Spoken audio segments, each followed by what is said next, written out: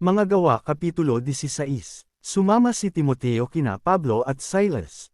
Nagpunta rin si Pablo sa Derbe at sa Lystra. Naruroon si Timoteo na isang alagad. Ang kanyang ina ay isang mananampalatayang Hudyo at ang kanyang ama naman ay isang Grigo.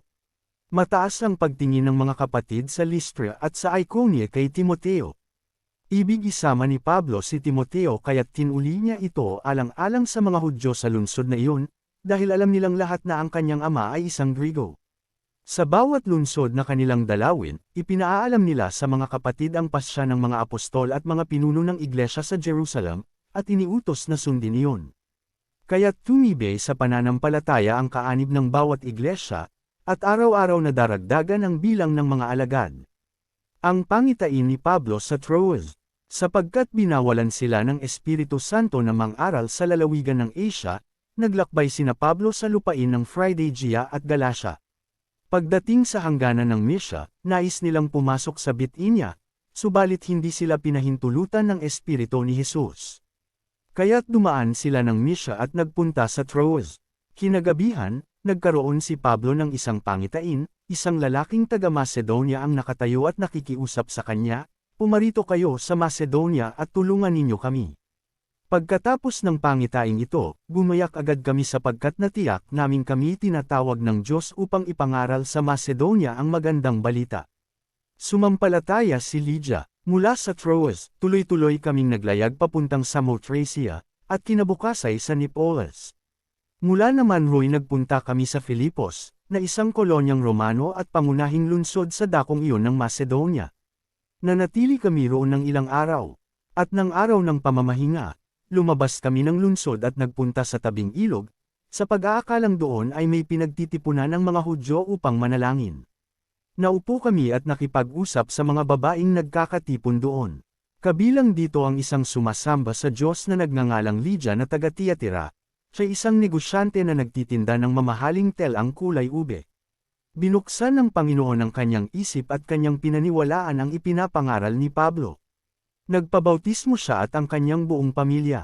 Pagkatapos, sinabi niya, "Kung itinuturing po ninyo akong tunay na lingkod ng Panginoon, doon na kayo tumuloy sa amin." At tinanggap naman namin ang kanyang paanyaya. Sa bilangguan sa Filipos, isang araw, nang kami papunta sa Pook Dalanginan, nasalubong namin ang isang batang babaeng alipin. Siya'y nakakapanghula dahil sinasapian siya ng masamang espiritu. Malaki ang kinikita ng kanyang mga amo dahil sa kanyang panghuhula. Sinundan-sundan niya kami ni Pablo, at sumisigaw ng ganito, "Ang mga taong ito'y lingkod ng kataas-taasang Diyos. Ipinapahayag nila sa inyo kung paano kayo maliligtas." Marami ng araw na ginagawa niya iyon kaya't ninas na si Pablo. Hinarap niya ang bata at sinabi sa espiritu, "Iniuutos ko sa iyo sa pangalan ni Jesu Kristo, lumabas ka sa babaeng iyan." At noon di lumabas ang espiritu. Nang makita ng mga amo ng bata na nawala na ang kanilang pinagkakakitaan, sinunggaban nila sina Pablo at Silas, kinaladkad sa liwasang bayan at iniharap sa mga may kapangyarihan.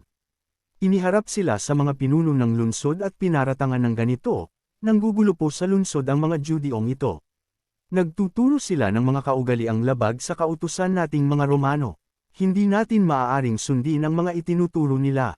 Sinunggaban sila ng mga tao, pinahubaran ng mga pinuno at ipinahagupit.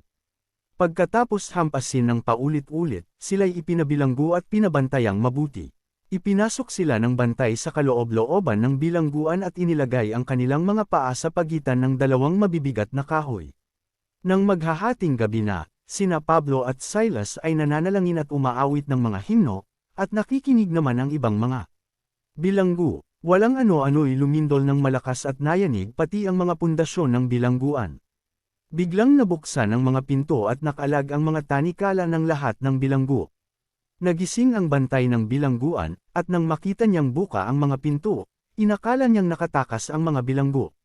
Dahil dito'y binunot niya ang kanyang tibak at magpapakamatay na sana. Ngunit sumigaw si Pablo, "Huwag mong saktan ang iyong sarili. Narito kaming lahat." Humingi ng ilaw ang bantay, patakbong pumasok at nanginginig na nagpatira pa sa harapan ni Pablo at Silas.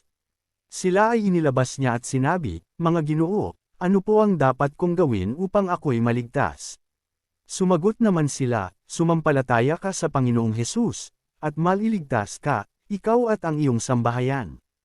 At ang salita ng Panginoon ay ipinahayag nila sa kanya at sa lahat ng nasa kanyang bahay. Nang gabi ring iyon, hinugasan ng bantay ang kanilang mga sugat at siya'y nagpabautismo, pati ang buo niyang sambahayan. Pagkatapos, sila ay isinama niya sa kanyang tahanan at ipinaghanda ng pagkain. Masayang-masaya ang bantay at ang kanyang buong sambahayan, sapagkat sila'y nakakilala sa Diyos.